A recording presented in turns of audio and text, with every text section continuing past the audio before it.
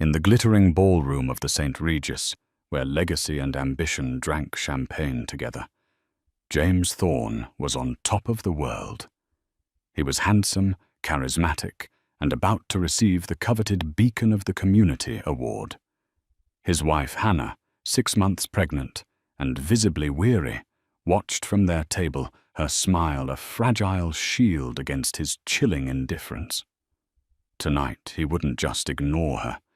He would use her as a punchline in front of the city's elite. He would mock her changing body, her quiet nature, her simplicity. But James made one catastrophic miscalculation. He had no idea who was sitting in the shadows, listening to every cruel word the Gala's mysterious, anonymous benefactor. A man who hadn't been seen in public for a decade. A man who also happened to be Hannah's brother. The air in the Bentley was thick with a silence that was heavier than any argument. Hannah traced the condensation on her window, the glittering lights of downtown Chicago, blurring into streaks of gold and ruby. Beside her, James Thorne adjusted his bow tie in the reflection of his phone screen, his jaw tight. He hadn't spoken a full sentence to her since they left their sterile minimalist penthouse overlooking Millennium Park. "You look tired, Hannah," he said, finally, his voice not carrying concern but accusation. "Can you try to brighten up a little? Tonight is important." Hannah smoothed a hand over the gentle swell of her stomach, the bespoke emerald gown feeling more like a costume than a celebration of her changing form. The baby, a boy they had already named Leo, kicked softly, a secret flutter of reassurance. "I'm fine, James. Just a little out of breath. These galas are always so long." "It's the heart of the city gala." He corrected his tone sharp. "The most important philanthropic event of the year.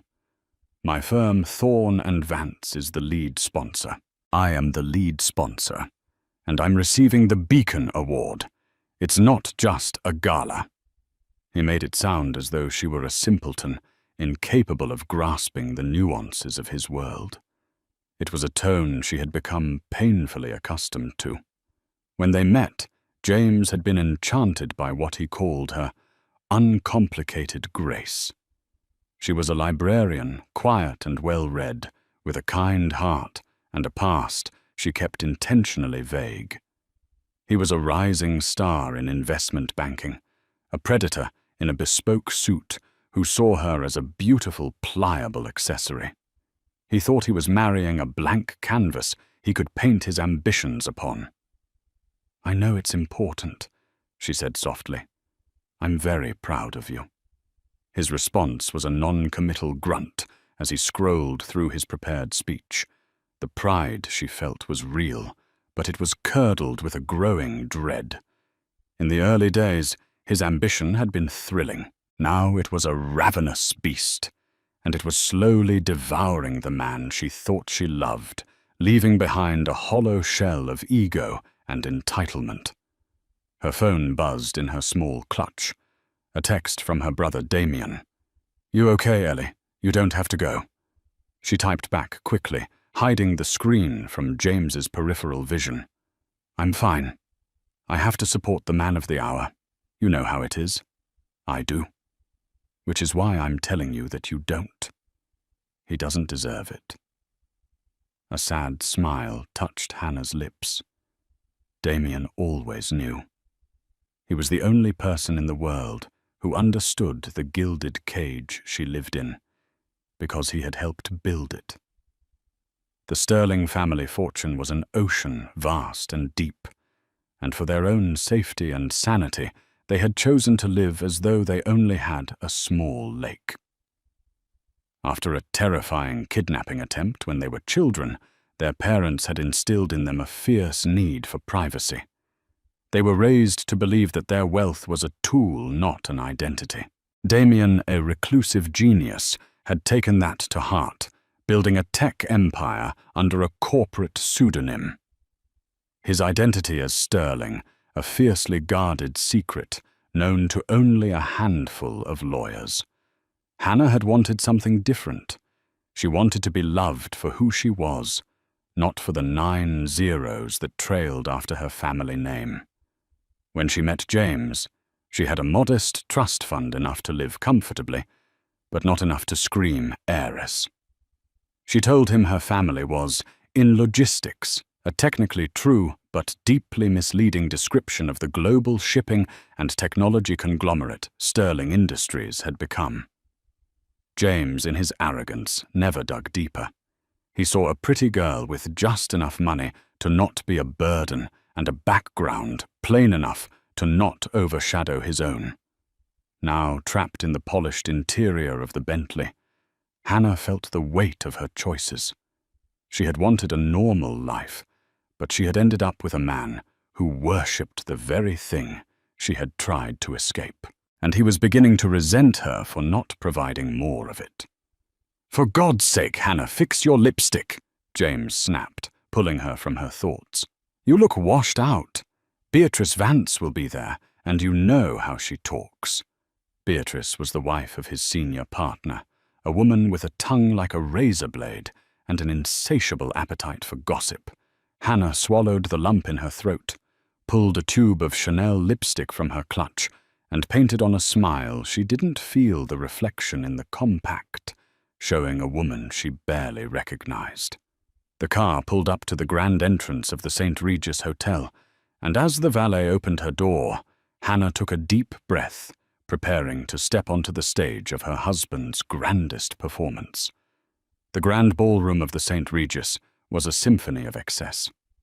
Crystal chandeliers, each the size of a small car, dripped light onto a sea of tuxedos and designer gowns. The air hummed with the self-important chatter of Chicago's financial elite.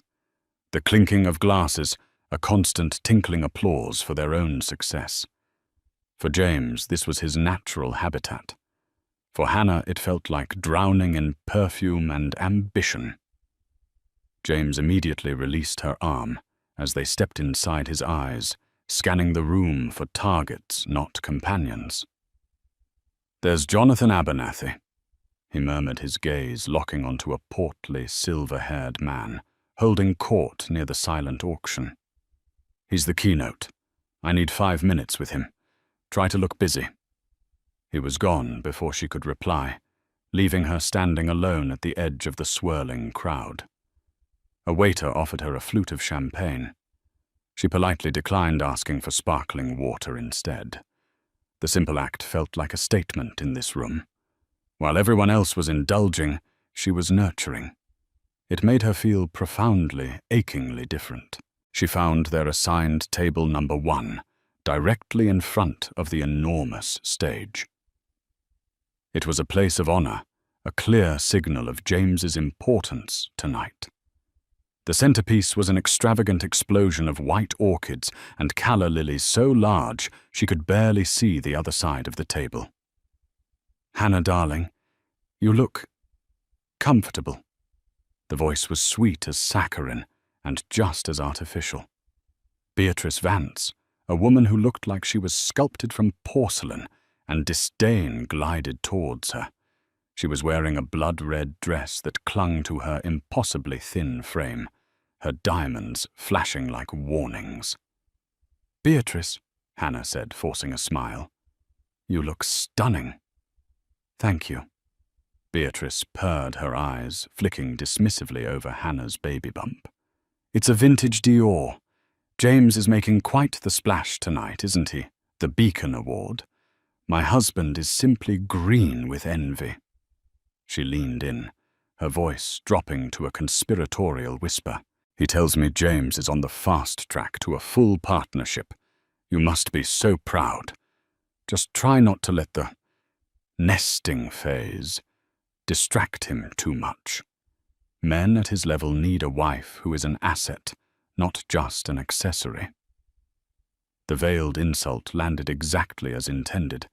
Beatrice was reminding Hannah of her perceived role to be beautiful, silent, and useful. A pregnant woman in a comfortable gown did not fit that description. "I think my husband's success speaks for itself," Hannah replied, her voice cooler than she expected. Beatrice's perfectly arched eyebrow rose a fraction. "Of course, dear." She patted Hannah's arm with 2 fingers before drifting away, leaving a trail of expensive perfume and subtle malice in her wake. Hannah sank into her chair, her hand instinctively going to her stomach. Leo kicked again, harder this time, as if sensing her distress. She watched James across the room. He was a master performer, laughing at Mr. Abernathy's joke, clasping a shoulder here, shaking a hand there. He looked powerful, charming, every bit the man of the hour. But she saw the truth. She saw the calculation in his eyes, the way his smile never quite reached them. She saw him glance over at her, a flicker of annoyance crossing his features as he took in her solitary, seated form, before turning back to his audience with renewed vigor. He was ashamed of her. The realization hit her not like a lightning bolt, but like the slow, creeping chill of a winter evening. In the beginning he had paraded her like a trophy. Now, pregnant and less ornamental, she was a liability. The lights in the ballroom began to dim, and a smooth, professional voice filled the air. "Ladies and gentlemen, if you would please take your seats, our program is about to begin." James finally returned to the table, his face flushed with excitement. He sat down without looking at her. "Abernathy loves the pitch," he said, straightening his cutlery. "He's practically guaranteed my seat on the board for the new tech fund." "That's wonderful, James," she said, trying to inject some enthusiasm into her voice. "It is," he said, finally turning to her. His eyes were cold. "So please, Hannah, when I go up there, I want you to smile. Look at me like you're the luckiest woman in the world. Can you do that for me?" It wasn't a request. It was an order. He was scripting her role in his play, and she was expected to perform it without flaw. She nodded, her throat tight, the beautiful ballroom, suddenly feeling like a courtroom where she was about to be judged. The host, a local news anchor, began the proceedings talking about the charity, the lives they were changing. Then he moved on to the awards. "And now," the host boomed, "to present the 2025 Beacon of the Community Award to a man whose dedication and vision have been an inspiration to us all. Ms. James Thorne." A warm spotlight hit their table as a wave of applause washed over them. James stood up, buttoning his jacket. He leaned down, his lips close to her ear, his voice a venomous whisper. "Don't forget to smile." Then he turned, gave her a dazzling public smile for the benefit of the cameras, and walked towards the stage. Hannah watched him go, her heart a cold, heavy stone in her chest. She arranged her face into the requested expression of adoration, feeling like the biggest fraud in the room. The spotlight followed James as he bounded onto the stage, radiating a confidence that bordered on arrogance. He shook the host's hand, accepted the heavy, flame-shaped crystal award, and turned to face the microphone. The applause was thunderous. From the audience he looked like a king surveying his kingdom. "Thank you," he began, his voice, smooth and practiced, resonating through the ballroom. "Thank you all. I'm truly humbled." Hannah watched her painted-on smile, feeling stiff and unnatural. She felt the eyes of hundreds of people on her, the wife of the great man. She was part of the tableau, the silent, supportive figure in the background of his success story. James launched into his speech, a well-rehearsed ode to corporate responsibility and the spirit of Chicago. He thanked his firm, his partners, and his mentor, Mr. Abernathy, who gave a gracious nod from the head table. He was charming, witty, and hit all the right notes. The crowd was captivated. But we all know," he continued, a playful glint in his eye, "that success isn't built in a boardroom. It's built at home. And for that, I have to thank my incredible wife, Hannah." He gestured towards her, and the spotlight swung to pin her to her seat. A fresh wave of polite applause rippled through the room. Hannah's smile faltered for a second as the heat of the light washed over her. She felt exposed, vulnerable. "She's been my rock," James said, his tone shifting. It was a subtle change, but Hannah felt it instantly. The sincerity was gone, replaced by something slick and performative. And lately she's taken the term rock quite literally. She's been expanding in her role. A few scattered, uncertain chuckles came from the audience. Hannah's blood ran cold. He couldn't be. Not here. Not now. "When we met," James went on, leaning into the microphone like a seasoned comedian, "she was this slip of a thing. A librarian. Can you believe it? All quiet corners and dusty books. I told her I was going to broaden her horizons, and boy, has she taken that to heart." The laughter was louder this time, more confident. James paused, soaking it in. He looked directly at Hannah, his eyes holding hers. There was no love there, only a cruel, triumphant glint. He was enjoying this. He was using her pregnancy, her very being, as a prop for his own amusement. "Now her horizons are definitely broader," he said, making a curving gesture with his hands. "She's fully embraced her new project, creating the next Thorn heir, and she's dedicated her main hobbies these days are nesting, napping, and sending me out for the most bizarre food combinations at 3 a.m., pickles and peanut butter. Anyone!" The room erupted in laughter. It felt like a physical blow to Hannah. Each laugh was a stone thrown at her. She could feel Beatrice Vance's smug gaze from across the room. She could feel the pitying looks from other women. Her cheeks burned with a shame so intense it was dizzying. He was reducing her to a caricature, a walking, waddling pregnancy cliché, stripping away her dignity one punchline at a time. "But I love her for it," he said, the words dripping with insincerity. "She keeps me grounded. While I'm out here trying to change the world, she's at home figuring out which shade of beige is best for the nursery. It's all about balance, you see."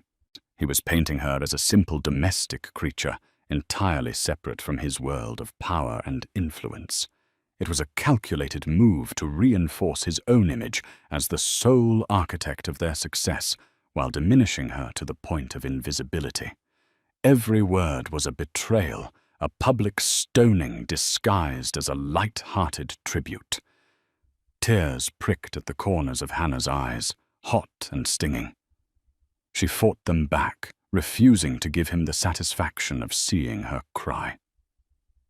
She kept the smile plastered on her face, a grotesque mask of spousal pride, while inside her world was shattering. The man she had married, the man whose child she was carrying, was capable of this. He could stand on a stage under the adoring gaze of his peers and casually, cruelly dismantle the person he had vowed to protect. He finished his speech to another round of thunderous applause. "To my beautiful, blossoming wife, Hannah. Thank you for everything." He raised the crystal award in a toast to her, the ultimate insult. The spotlight left her, and she was plunged back into the relative darkness of the ballroom, but the burning shame remained. She felt hundreds of pairs of eyes on her, some amused, some pitying, all judging. She wanted to disappear, to run from the ballroom, from the city, from the life she had so foolishly chosen. She sat frozen, the sound of the applause ringing in her ears like a death knell for her marriage. In that moment, surrounded by 1,000 people, Hannah Sterling had never felt so utterly and completely alone. The applause for James eventually faded, replaced by the polite murmur of dinner service. Waiters moved like ghosts between tables, serving meticulously plated entrees that Hannah couldn't imagine eating. Her appetite had vanished, replaced by a hollow, nauseous feeling in the pit of her stomach. James had not yet returned to the table, caught in a swarm of well-wishers and backslappers near the stage, all of them congratulating him on his award and his hilarious speech.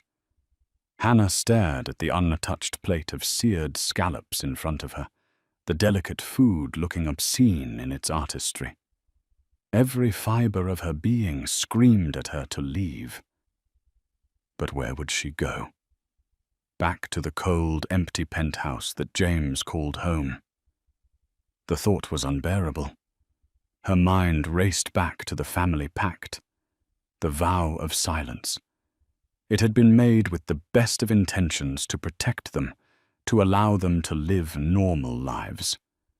But her normal life had become a prison. She had disarmed herself, stripped herself of her identity, to win the love of a man who was only capable of loving a reflection of himself. She had made herself small so he could feel big. And tonight, he had stood on that smallness to reach even higher. A deep, primal anger began to smolder beneath the layers of her shame. It was anger on behalf of herself, but more fiercely on behalf of her unborn son. What kind of father would Leo have?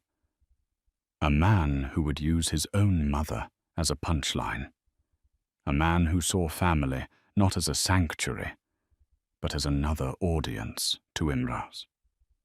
The host returned to the stage, his cheerful voice jarring against Hannah's inner turmoil. "Thank you again, James Thorne, for that memorable speech," the host said, with just a hint of reservation. "And now, ladies and gentlemen, we have a very special surprise. As you know, this gala and the incredible work of the Heart of the City Foundation is made possible by the generosity of our donors. Tonight, our lead benefactor, who for years has wished to remain anonymous, has decided to step into the light. He is a titan of industry, a visionary in the world of technology, and a man whose quiet philanthropy has reshaped countless lives in this city." A ripple of intrigue went through the room. Even James paused, his glad handing his attention drawn to the stage. Everyone knew about the gala's mysterious angel donor, whose contributions were so immense they dwarfed all others combined. The identity of this person was the most delicious secret in Chicago society. He asked that I keep his introduction simple. The host continued, a note of awe in his voice. "Ladies and gentlemen, please join me in offering a long overdue round of applause for the founder of Oculon Dynamics and the chairman of the Sterling Foundation, Damian Sterling." The name hung in the air for a moment. Sterling. For most people in the room, it meant little. It was not a name that frequented the society pages. It was not a name like Thorne or Abernathy that was etched onto the city's financial landscape. But for Hannah, the name was a lightning strike. Damien. Her head snapped up, her heart hammered against her ribs, a frantic, desperate beat. It couldn't be. Damien never made public appearances. He valued his anonymity above all else. He was a ghost, a legend in the tech world, known only by his initials, DS. Across the room, James frowned, a flicker of confusion crossing his face. "Sterling," he muttered to the man next to him. "Never heard of him." Then from a dimly lit alcove near the side of the ballroom, a figure emerged. He wasn't tall or imposing. He wore a simple, impeccably tailored charcoal suit, no tie, the top button of his white shirt undone. His dark hair was slightly unkempt, and his face, which was usually softened by a wry smile when he was with her, was a mask of cold fury. He moved with a quiet, deliberate grace, his eyes fixed on the stage. Hannah stopped breathing.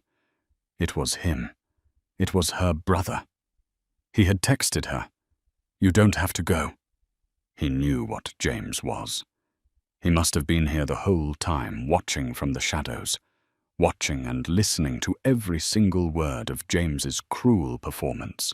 Damien walked past the head table, past the gawking faces of Jonathan Abernathy and Beatrice Vance, and ascended the small set of stairs to the stage. He didn't look at the audience. He walked directly to the host, shook his hand firmly, and took the microphone. The room was utterly silent. The air crackled with anticipation. A man no one knew had just been introduced as the most powerful benefactor in the room, and he looked nothing like they expected. Damien Sterling stood at the podium, his calm demeanor a stark contrast to the emotional storm brewing within him. He adjusted the microphone, the small sound echoing in the cavernous, silent hall. And then his gaze swept across the room and landed directly on Hannah. In his eyes she saw a decade of unspoken promises, a lifetime of fierce protective love. Then his eyes shifted, moving to table 1, and settled on James Thorne, who was now staring back, a dawning look of bewildered apprehension on his handsome face. The reckoning had arrived. Damien let the silence hang in the air for a long moment, a deliberate, calculated pause that drew every eye, every ounce of attention in the room, directly to him. He didn't have James's slick, practiced charisma. He had something far more potent, an aura of absolute, unshakable authority. When he finally spoke, his voice was quiet, yet it carried to every corner of the ballroom clear as a bell. "Good evening," he began. "I apologize for the unexpected nature of my appearance tonight. For a long time, I've believed that philanthropy should be a quiet conversation between a person's conscience and their community. But tonight, something compelled me to speak up." His gaze flickered back to James, who was now standing awkwardly halfway between the crowd of his admirers and his table. "Mr. Thorne," Damien said, his voice dropping a register, becoming harder, colder. "You gave quite a speech just now. Witty, entertaining. You received the Beacon of the Community Award. A beacon is supposed to be a source of light, of guidance, of hope. I find myself questioning if you truly understand what that means." James's confident smirk wavered. A murmur rippled through the audience. This was not the standard fawning speech of a donor. This was a confrontation. "You spoke at length about your wife." Damien continued, his grip on the microphone tightening almost imperceptibly. "You shared some intimate anecdotes. You held her up for our amusement." He paused again, letting the words sink in. He turned his head slightly, his eyes finding Hannah's. He gave her the smallest, most reassuring of nods, a silent message that said, "I'm here. It's over." Then he turned his full attention back to James, and the quiet authority in his voice was replaced by a steel edge. "What you failed to mention, Mr. Thorne, what you have apparently failed to grasp in the entire time you have known her, is the truth of who she is." Damien's eyes scanned the room, from Mr. Abernathy's confused, stern face to Beatrice Vance's rapt, hungry expression. "You see the woman you so casually mocked tonight, the woman you painted as a simple domestic accessory to your grand ambitions. That woman is Hannah Sterling." A collective audible gasp swept through the ballroom. The name, which had been meaningless moments before, was now a thunderclap. "Sterling, like Damien Sterling." "She is my sister," Damien stated, his voice ringing with absolute finality. The world tilted on its axis for James Thorne. His face, which had been flushed with triumph, went slack. The colour drained from it, leaving a pasty, sickly white. His eyes darted from Damien on the stage to Hannah at the table, his mind frantically trying to connect the dots. The librarian. The simple girl. Sterling. It was impossible. It was a joke. But one look at the stony, furious expression on Damien's face and the quiet, heart-breakingly resolute look on Hannah's told him it was no joke. It was a nightmare. "My sister." Damien's voice boomed now, filled with a righteous fury that he had clearly kept leashed for years, "is the co-heir to the Sterling Industries fortune. A fortune that, I assure you, makes the combined net worth of everyone in this room look like a rounding error. She is not the wife of the man of the hour. Mr. Thorne, you are, and have always been, the husband of the woman of the century." The shock in the room was palpable. You could hear champagne glasses being set down, forks clattering onto plates. The professional photographers who had been packing up scrambled to get their cameras back out, the flashes starting to pop like fireworks. This was the story of the decade. "My family values privacy," Damien explained, his voice softening slightly as he looked at Hannah again. "We have always valued it above all else. We believe a person's worth is in their character, not their bank account. My sister, in her infinite grace and optimism, wanted to be loved for herself. She wanted a man who would see the light inside her, not the gold that surrounds her. She chose you, Mr. Thorne. She saw something in you that I must confess I never did." He let that indictment hang in the air. "She gave you her heart, her trust, and her loyalty, and in return you gave her your contempt. You stood on this very stage and used her pregnancy, the most sacred and beautiful journey of her life, as fodder for cheap laughs, to impress a room full of people whose approval you so desperately crave." James was frozen, a statue of pure horror. His mouth opened and closed, but no sound came out. His entire world, his carefully constructed reality, had been demolished in less than 2 minutes. He was not the powerful man who had married down. He was the court jester who had unknowingly married the princess and then proceeded to mock her in front of the entire kingdom. And her brother the king was now holding his life in the palm of his hand. The ballroom, once a sea of polite applause and appreciative laughter for James, had transformed into a silent, gaping arena. Every eye was fixed on the drama unfolding, the air thick with the scandal of it all. James Thorne, the newly crowned beacon of the community, was being publicly dismantled, and no one could look away. Damien Sterling, however, was just getting started. He wasn't a man given to histrionics. His anger was a cold, precise instrument, and he wielded it with devastating skill. "Mr. Thorne is a man who understands assets," Damien said, his voice calm and level, like a surgeon discussing an operation. "He is an investment banker after all. He assesses value. So let's talk about value." He looked toward the head table, his eyes locking with Jonathan Abernathy's.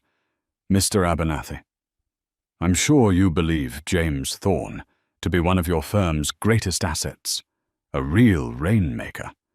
But I wonder if you're aware of the source of his seed capital."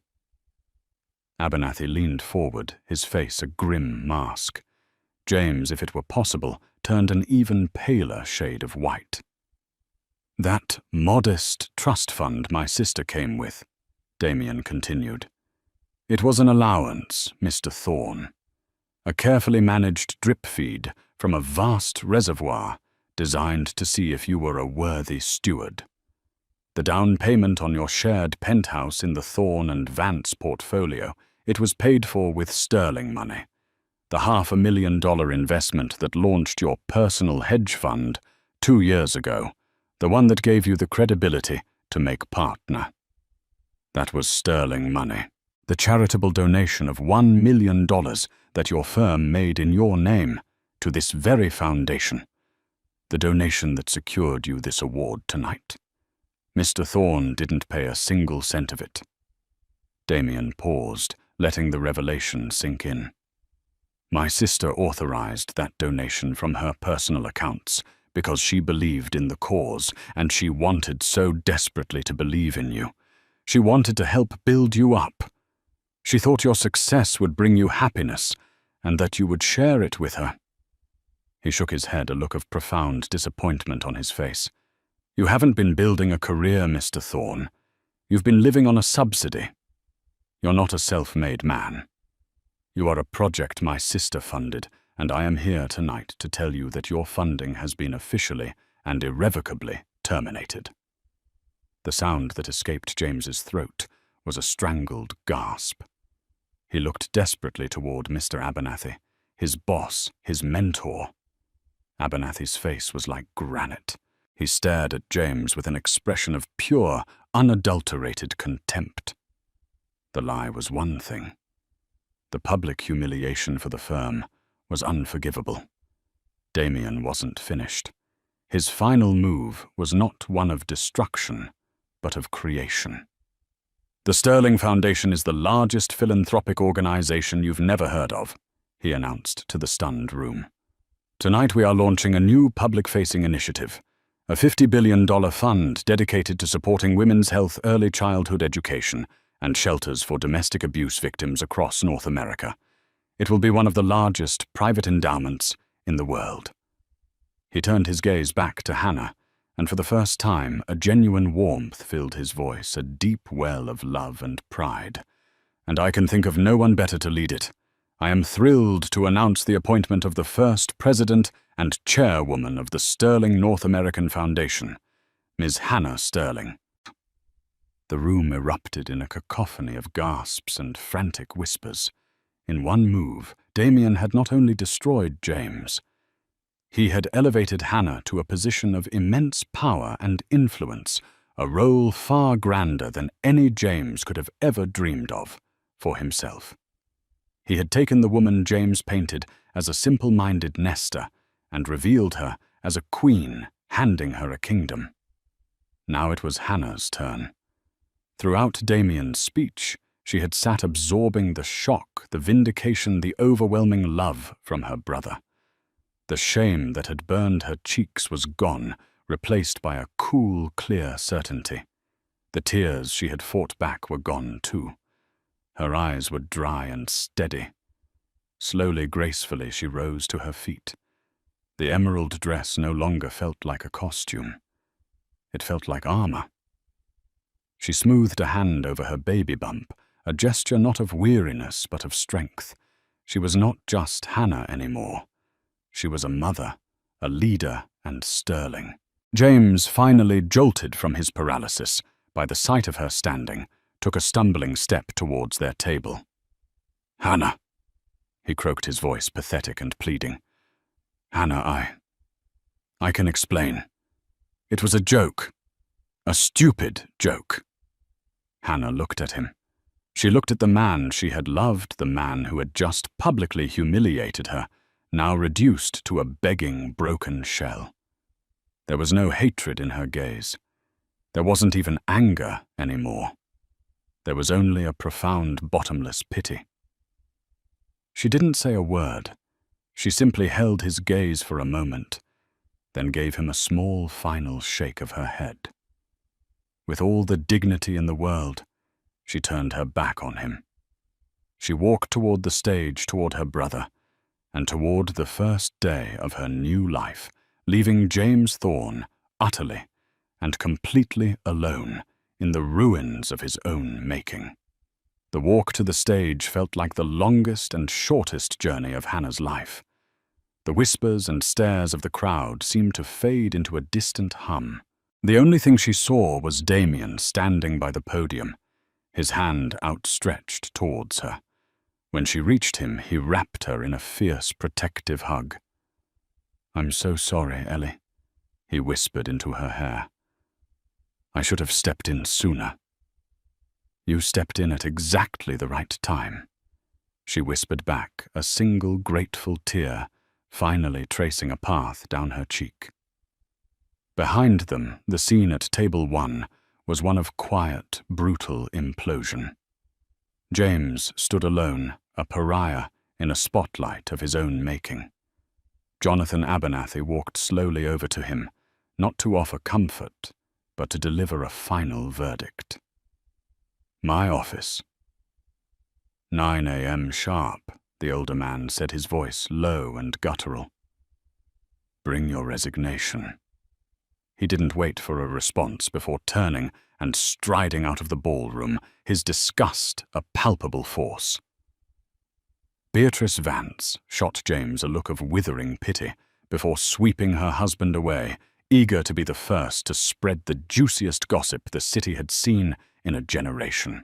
One by one, the people who had been clapping him on the back just 30 minutes ago now avoided his gaze, steering their partners away from him as if he were contagious. He was radioactive. Damien led Hannah off the stage through a side exit, away from the prying eyes and popping flashbulbs. In the quiet service corridor, the adrenaline began to fade, and a deep, shuddering breath escaped Hannah's lips. What now? She asked, her voice trembling slightly. Now we go home, Damien said gently. Our home. A few days later, the fallout had settled like a thick, toxic dust over Chicago's financial district. James Thorne was not just fired. He was erased.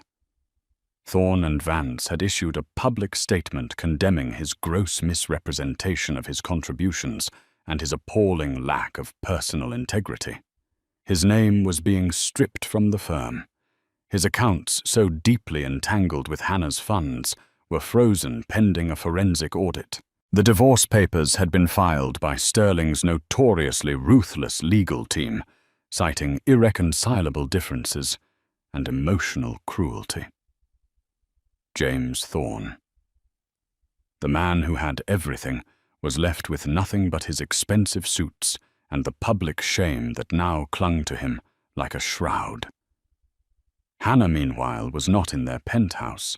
She was in the sprawling, elegant lakefront estate in Lake Forest, where she and Damien had grown up, a place she hadn't seen in years. The air smelled of old books and fresh lake breezes. For the first time in her marriage, she felt like she could breathe. She sat with Damien in the sun-drenched library, a laptop open in front of her. She was already reading preliminary proposals for the new foundation, her mind sharp and engaged in a way it hadn't been for years. The role of librarian had been a comfort, a quiet place to hide. The role of chairwoman felt like a calling. Are you sure about this? Ellie Damien asked, watching her. It's a huge responsibility. You don't have to do it. You don't have to do anything. Hannah looked up from the screen, a genuine smile gracing her lips. It was the first real smile she'd felt in months. She placed a hand on her stomach, where Leo was kicking contentedly. I have to, she said, her voice clear and strong. I'm not just doing it for me. I'm doing it for him. She looked around the library at the legacy of her family, a legacy of quiet strength and profound responsibility. I spent so long trying to be small, trying to hide from this. I thought that's what love required. But I was wrong. She had learned a brutal lesson. True partnership wasn't about one person diminishing themselves for the other. It was about two people building something bigger together. James had never been interested in building with her. He had only wanted to build upon her. He thought I was his foundation, she said softly, more to herself than to Damien. He was right. But he forgot that a foundation can also be reclaimed to build something new. Her new life was just beginning. It wouldn't be the simple, normal life she had once craved, but it would be hers. A life of purpose, power, and integrity. A life where she would teach her son that a person's true worth is not measured by the applause they receive, but by the dignity with which they treat others. The gilded cage was broken, and she was finally, truly free. 3 months passed. The Chicago winter had given way to a tentative spring, but Hannah had hardly noticed. Her world had become a whirlwind of boardrooms, financial statements, and philanthropic strategy. The Sterling North American Foundation wasn't an office. It was an institution occupying the top 5 floors of a sleek glass tower on Wacker Drive. Her corner office offered a panoramic view of the Chicago River, a constant flowing reminder that life moved on. The role of chairwoman was not the ceremonial position she had secretly feared it might be. Damien had ensured it came with real power, and with that power came a crushing weight of expectation. Her initial days were a blur of overwhelming information. She was no longer just dealing with the Dewey Decimal System. She was grappling with billion-dollar endowments, intricate tax laws, and the heartbreakingly complex logistics of large-scale social intervention. Imposter syndrome was a constant, unwelcome companion. The board members, while publicly deferential to Ms. Sterling, were seasoned veterans of finance and non-profit work. She could feel their unspoken questions hanging in the air during every meeting. Is she just a figurehead? Is this just the billionaire brother's pet project for his wronged sister? The heart of this skepticism was a woman named Evelyn Reed. Evelyn was the Foundation's chief operating officer, a sharp, pragmatic woman in her late 60s with a severe silver bob and an even more severe gaze. She had been with the Sterling Foundation's private arm for 30 years and knew its inner workings better than anyone. She was not cruel like Beatrice Vance, but she was entirely unsentimental. She dealt in data results and efficiency, and she made it subtly clear that she was not yet convinced of Hannah's qualifications. The battle of wills came to a head during a budget allocation meeting for the first fiscal quarter. The agenda item was a $5 million discretionary grant for a new women's shelter initiative. The board's advisory committee had recommended a safe, prestigious recipient, a new wing for the sociology department at the University of Chicago dedicated to studying the effects of domestic violence. It was a solid, reputable choice that would generate good press and academic papers. Hannah had a different idea. Her own team of researchers, a group she had hand-picked for their on-the-ground experience, had identified a coalition of small, struggling grassroots shelters in the city's most underserved neighborhoods. These places were underfunded and overlooked. They didn't have fancy fundraising galas or university letterheads. They had broken locks, overflowing pantries, and a desperate daily fight to keep the lights on. They were high risk. They lacked the sophisticated reporting metrics Evelyn Reed cherished. But they were on the front lines. "With respect, Madam Chairwoman," Evelyn said, her voice crisp and devoid of warmth as she addressed the board. "While the coalition's mission is noble, they lack the infrastructure for a grant of this magnitude. Their administrative overhead is unclear, and their long-term viability is questionable. The university proposal is a blue-chip investment in research that can inform policy for decades. It is the more prudent course of action." The heads around the polished mahogany table nodded in agreement. It was the logical, sensible choice. Hannah felt a familiar wave of doubt wash over her. Who was she, the former librarian, to challenge this room of experts? She took a breath, her hand resting on her now prominent belly. Leo kicked a small internal jolt of encouragement. She thought of James and his obsession with appearances, with prestigious names and public perception. She thought of how he had dismissed her, how he had made her feel small and inconsequential.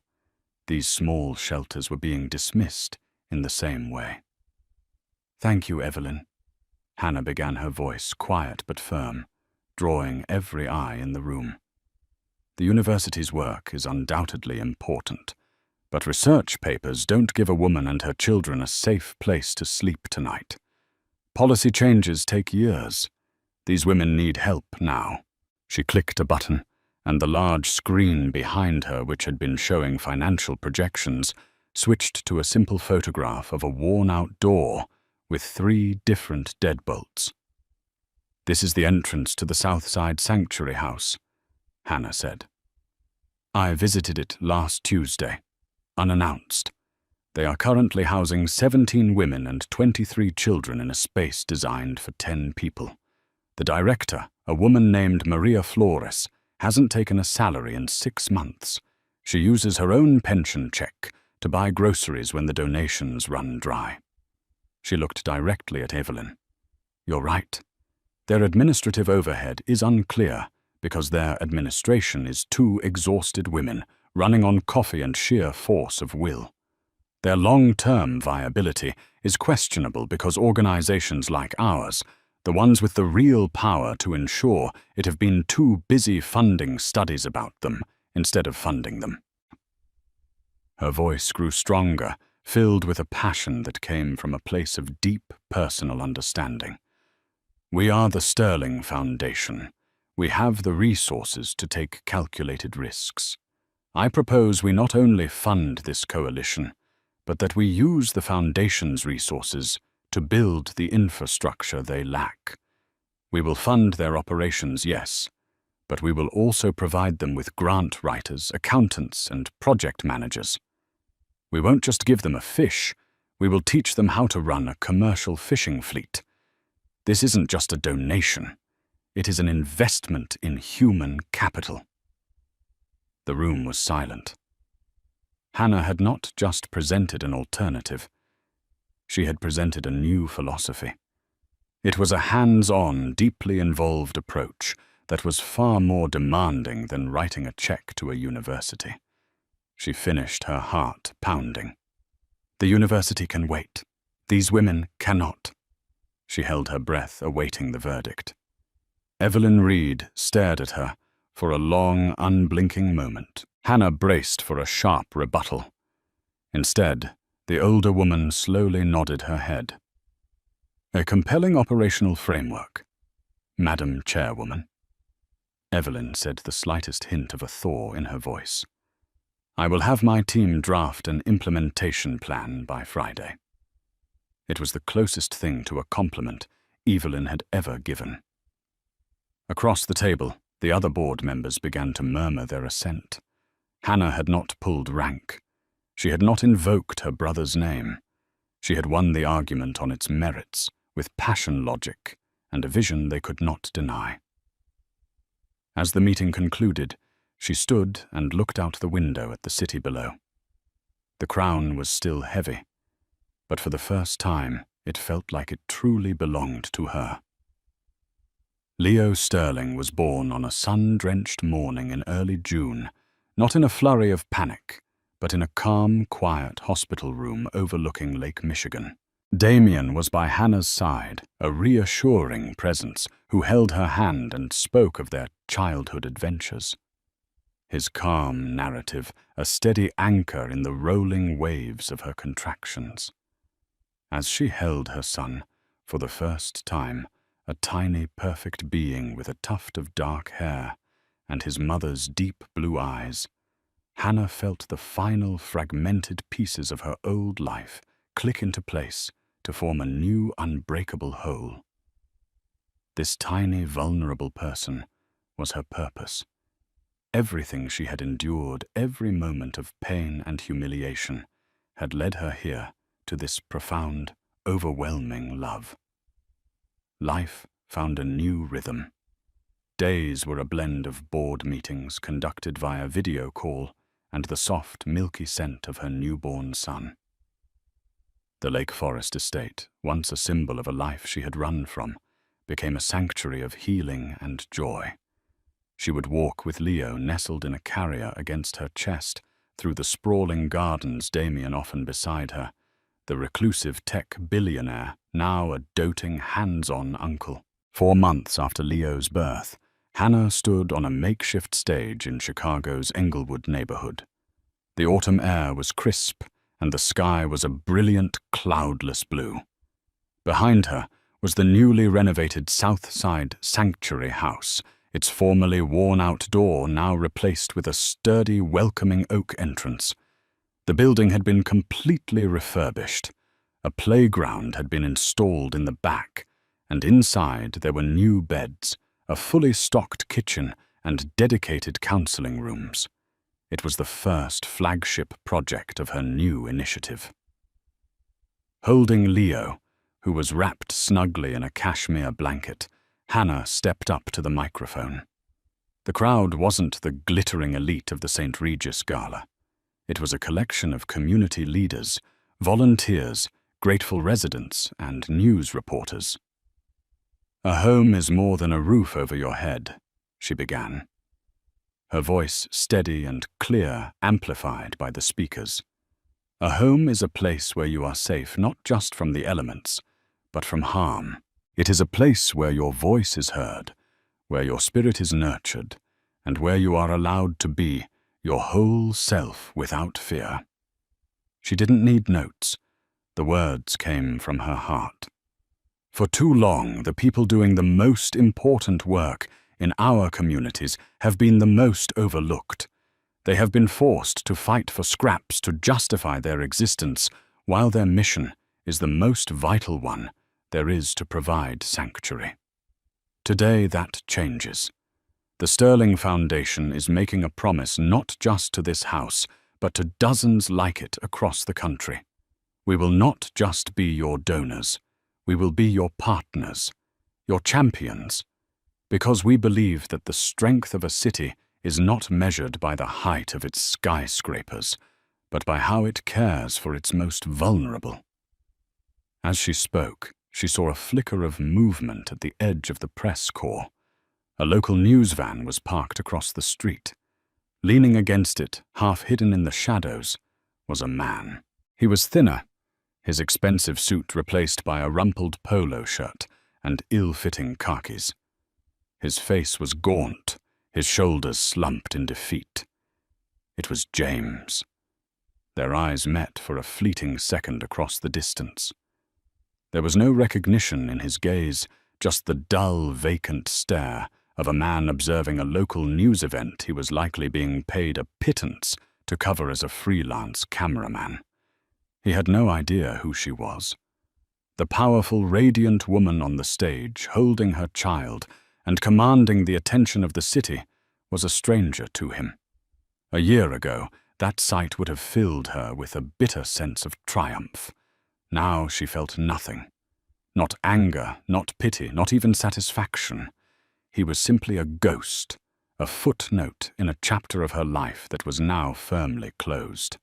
He had not just lost his wealth and status, he had lost his relevance in her world entirely. She turned her attention back to the crowd, to the hopeful faces of the women and children her work would now protect. She finished her speech to warm, heartfelt applause. Maria Flores, the shelter's director, hugged her with tears in her eyes. Later that evening, back at the estate, Hannah sat by the fireplace, rocking a sleeping Leo in her arms.